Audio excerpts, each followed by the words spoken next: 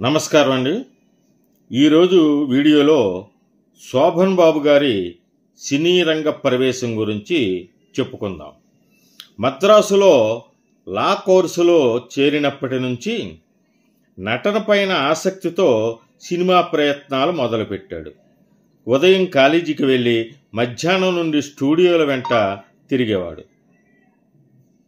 అప్పుడే తన పేరును శోభన్ బాబుగా తానే మార్చుకున్నాడు.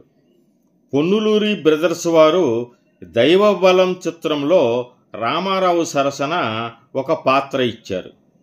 ఆ సినిమా 1959 సెప్టెంబర్ 17న విడుదలైంది. కానీ విజయవంతం కాలేదు. ఆ సమయంలోనే చిత్రపు నారాయణరావు నిర్మించిన భక్త శబరి చిత్రంలో ఒక మునికుమారునిగా నటించాడు.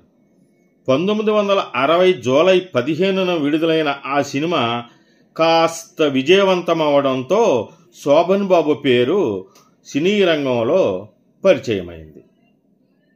అప్పటికే పెళ్ళయి భార్యా పిల్లలతో ఉన్న శోభన్ బాబు అనేక ఆర్థిక సమస్యలను ఎదుర్కొంటూ వచ్చిన అవకాశాలను సద్వినియోగం చేసుకుంటూ చిన్న చిన్న పాత్రలను కూడా పోషించసాగాడు.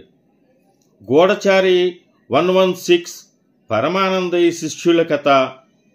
ఈ పరమానందయ్య శిష్యుల కథలో ఈయన శివుడి వేషం వేశాడు. ఈయనకు 1500 రూపాయలు పారితోషికం ఇచ్చారు. ప్రతిజ్ఞాపాలనలో నారదుని వేషానికి 750 రూపాయలు ఇచ్చారు. ఈ సమయంలో నటించిన కొన్ని సినిమాలు ఆ కాలంలో శోభన్ బాబుకు పేరు తెచ్చిన పాత్రలు అభిమన్యుడిగా నర్తనశాలలో, అర్జునుడిగా భీష్మలో, లక్ష్మణుడిగా సీతారామ కళ్యాణంలో, కృష్ణునిగా బుద్ధిమంతుడులో సహాయ పాత్రలు లభించడంతో లభించటంలో నందమూరి తారక రామారావు గారు, అక్కినేని నాగేశ్వరరావు గారు తనకు ఎంతో సహాయం చేశారని శోభన్ బాబు చెప్పాడు.